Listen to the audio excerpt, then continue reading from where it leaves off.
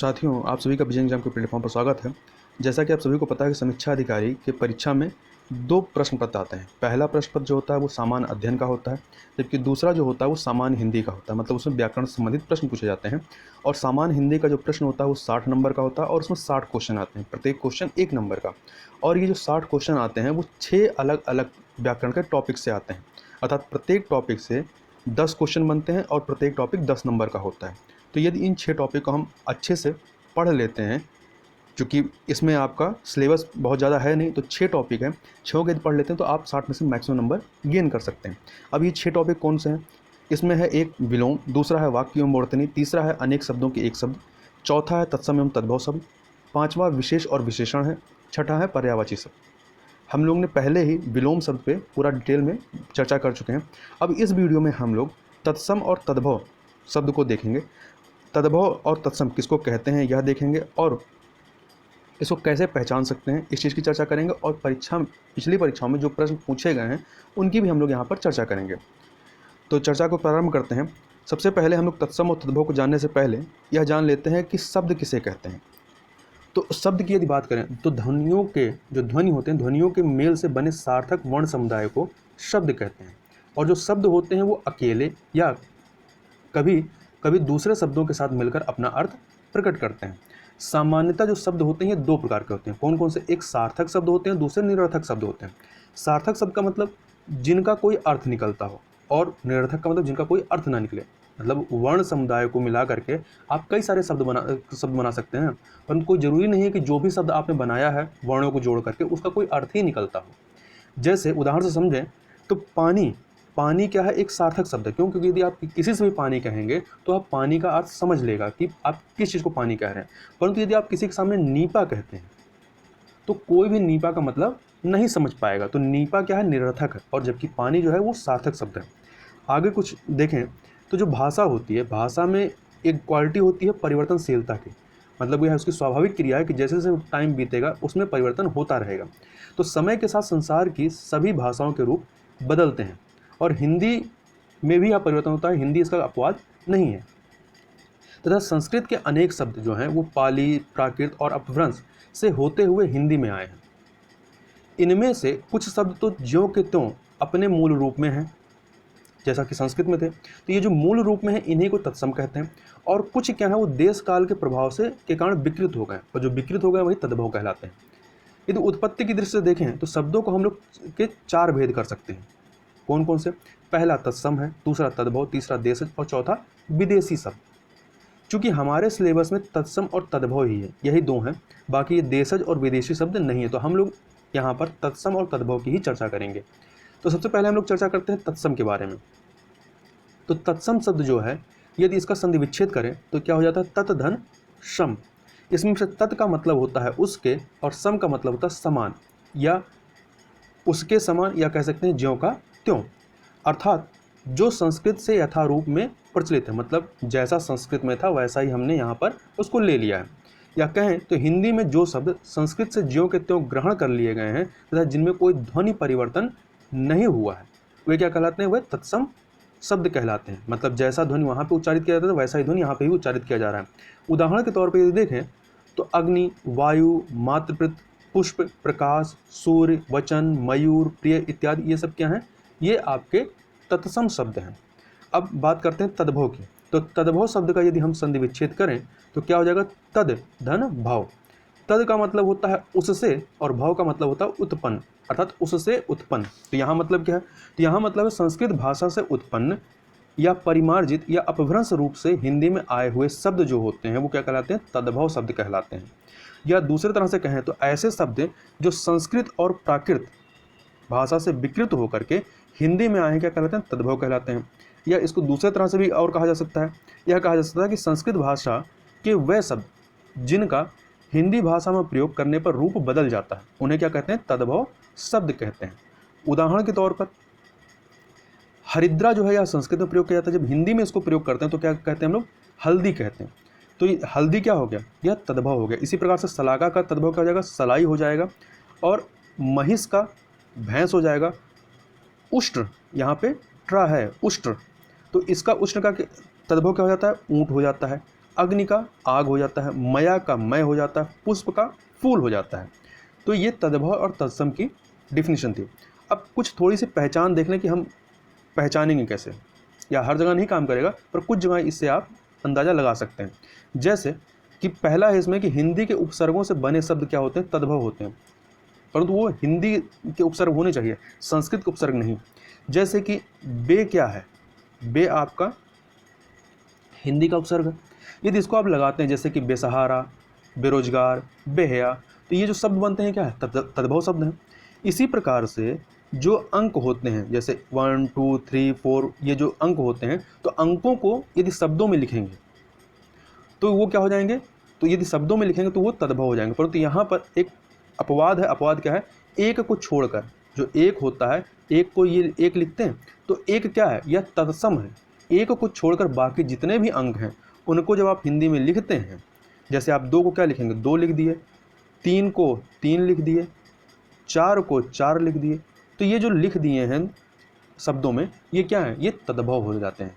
ठीक है, तो कहीं पे भी यदि ऑप्शन में आपको अंक जो हैं वो शब्दों में लिखे हों, ठीक है, और हिंदी के शब्दों में लिखे हों, संस्कृत भाषा में नहीं, तो वो क्या हो जाएगा, वो तद्भव हो जाएगा। तीसरी पहचान एक है कि यदि शब्द के ऊपर जो है चंद्र बिंदु या कह दें अनुनासिक लगा हुआ है, तो वो मुख्य रूप से पूरी संभावना रहती है कि वो तद्भव शब्द ही होते हैं। जैसे कि चाँद, हंसना, ये क्या है, तद्भव शब्द है। अब हम लोग कुछ जो पिछले परीक्षाओं में आयोग के द्वारा परीक्षा में प्रश्न पूछे गए हैं उनके उदाहरणों को देख लेते हैं। तो यहाँ पर हम लोग कुछ तद्भव और तत्सम की चर्चा करेंगे। जैसे आम क्या है, तद्भव है, इसका तत्सम क्या होता है, आम्र होता है। तो इसको याद रखिएगा, इन जो भी तद्भव तत्सम है ये काफ़ी महत्वपूर्ण है। ऊँट का, जैसा कि हम लोग पहले ही बात की, उष्ट्र होता है, यहाँ पर याद रखिएगा ट्रा होता है, उष्ट्र, ठीक है। तो ऊँट का उष्ट्र यह पूछा जाता है और आदमी कन्फ्यूज कर जाता है। चूल्हा का चुल्ली होता है, चौकी का चतुष्पादिका होता है। और स्पेलिंग याद रखिए, कई बार क्या होगा कि आपको उसी शब्द से मिलते जुलते स्पेलिंग मिस्टेक करके 4 ऑप्शन बना देंगे।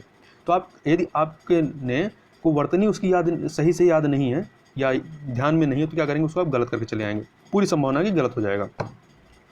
तो चौकी का चतुष्पादिका होता है, सलाई का सलाका होता है, चोंच का चंचू होता है, तुरत या तुरंत का क्या होता है, त्वरित होता है। उबटन जो लोग लगाते हैं उसका क्या होता है, ऊर्ध्वतन होता है।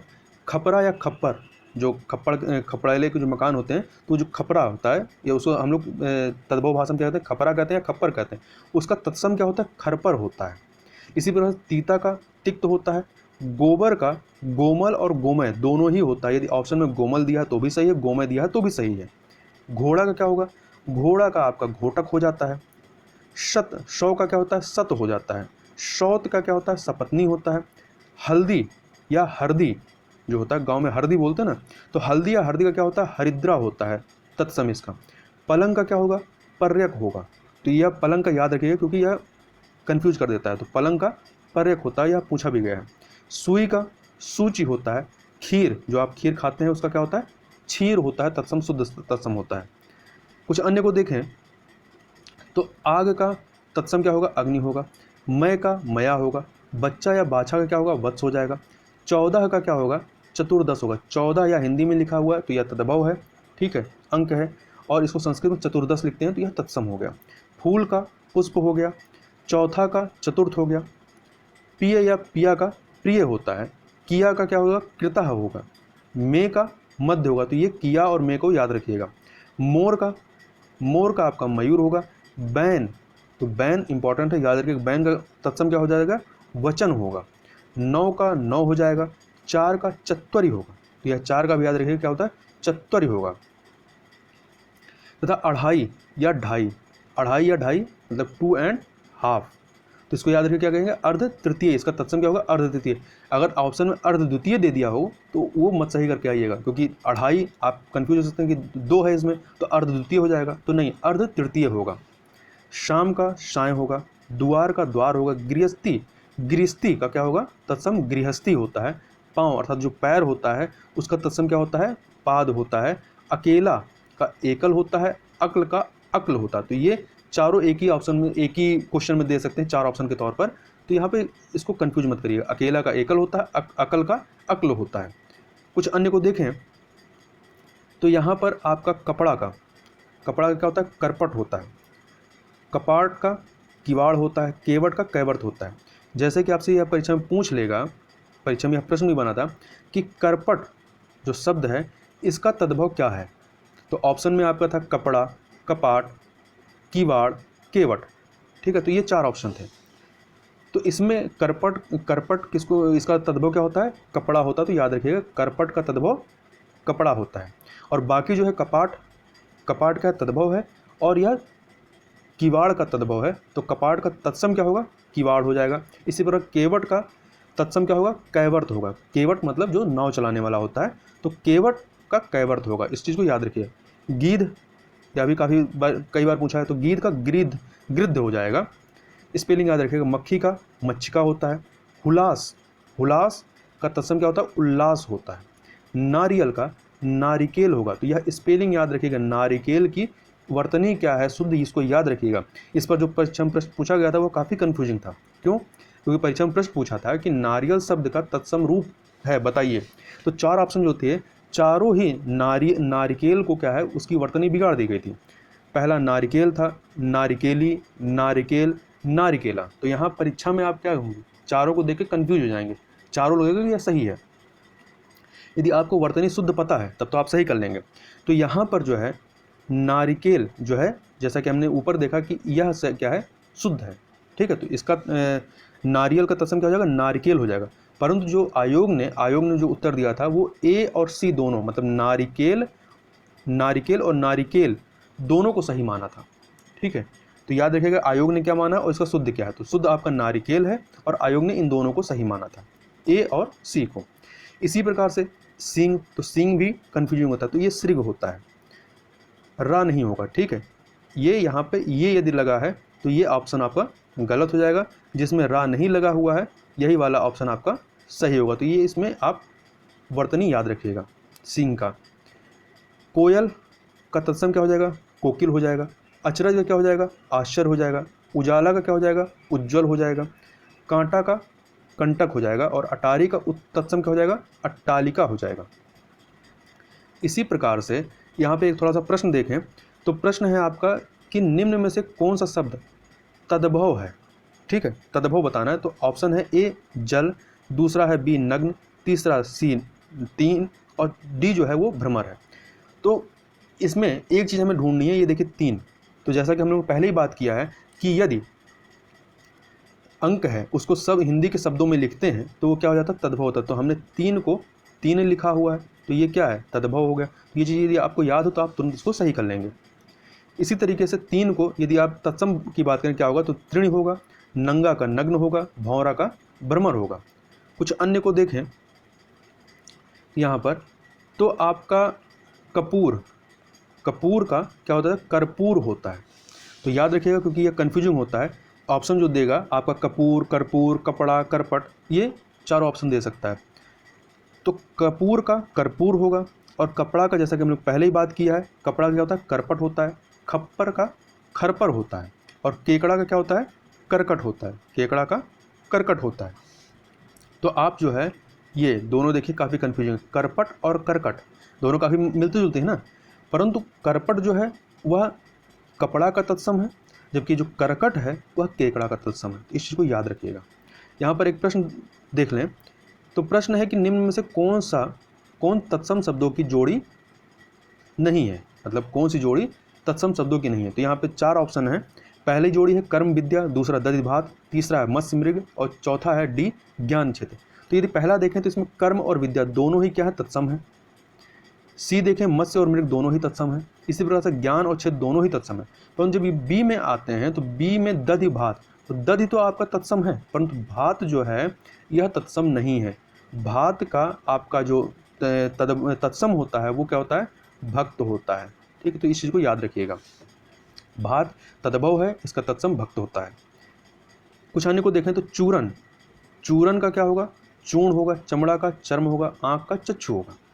तो ये भी काफ़ी मैच करते हुए हैं, आपको एक ही क्वेश्चन के ऑप्शन में दे सकता है। तो इसको याद रखिएगा, चूरन का चूर्ण, चमड़ा का चर्म होता है तत्सम, आँख का चक्षु होता है। यहाँ पर एक प्रश्न देखें, तो प्रश्न है कि कौन सा तत्सम शब्द नहीं है। तो यहाँ पे 4 ऑप्शन है, इंदु, दिनेश, मनोज, रात। इसमें हमें बताना कौन सा तत्सम शब्द नहीं है। इसमें से इंदु, दिनेश, मनोज के हैं नाम है। तो यहाँ पर जो रात है, रात तत्सम नहीं है बल्कि तद्भव शब्द है। रात का तत्सम क्या होता है? रात्रि होता है। ठीक है, तो इस चीज़ को याद रखिएगा। इसके अलावा तीता का क्या होता है? तीता का होता है आपका तिक्त। तीखा का क्या होता है? तीक्ष्ण। तीता और तीखा दोनों ही थोड़ा सा समानार्थी हैं। तो तीता का तिक्त हो जाता है, तीखा का तीक्ष्ण होता है। आधा का अर्ध होता है और कुआं का कूप होता है। कूप मंडूक आपने सुना होगा, तो कूप, कुआं का कूप तत्सम हो जाएगा। यहाँ पर एक प्रश्न देखें, तो प्रश्न है कि तत्सम शब्द है, मतलब हमें इन चारों में से बताना है कौन सा तत्सम शब्द है। तो ऑप्शन ए है क्लिष्ट, बी है कठोर, सी है कठिन और डी है मजबूत। यदि आप इन चारों ऑप्शन को देखें तो जो सबसे पहले आपका ध्यान जो जाएगा, आपको लगेगा कन्फ्यूज होकर के कि ए वाला जो क्लिष्ट है या इसका सही हो जाएगा, क्योंकि आपको क्लिष्ट जो है संस्कृत भाषा का शब्द लग रहा है। परंतु ध्यान से देखें तो क्लिष्ट जो है इसकी वर्तनी गलत है। क्यों? क्योंकि क्लिष्ट नहीं होता है बल्कि क्लिष्ट होता है। यहाँ पे ठा की जगह पे टा होता है। ठीक है, तो ये क्लिष्ट की वर्तनी क्या है? गलत, इसलिए आपके ऑप्शन से बाहर हो गया। अब मजबूत भी क्या है? ये तद्भव है। कठोर क्या है? कठोर तत्सम है। और कठिन भी क्या है? तत्सम है। तो कठोर और कठिन दोनों ही तत्सम शब्द हैं। और आयोग ने जब यह परीक्षा में प्रश्न पूछा था तो इसका बी और सी दोनों ऑप्शन सही माना था। कठोर और कठिन दोनों ही तत्सम है। तो याद रखिएगा, कहीं पे आ जाए तो कठोर और कठिन दोनों ही तत्सम शब्द हैं, जबकि क्लिष्ट की वर्तनी गलत है। तो यहाँ पर इस प्रकार से हमने तद्भव और तत्सम की परिभाषा क्या है और उसको हम किस प्रकार से पहचान सकते हैं, इसकी चर्चा की और कुछ प्रमुख उदाहरणों को देखा जो पिछली परीक्षाओं में पूछा गया है। अभी और भी कई सारे उदाहरण बचे हुए हैं जिनको हम लोग नेक्स्ट वीडियो में उसकी चर्चा करेंगे। तो इस वीडियो में बस इतना ही। मिलते हैं नेक्स्ट वीडियो में, तब तक के लिए बहुत बहुत धन्यवाद।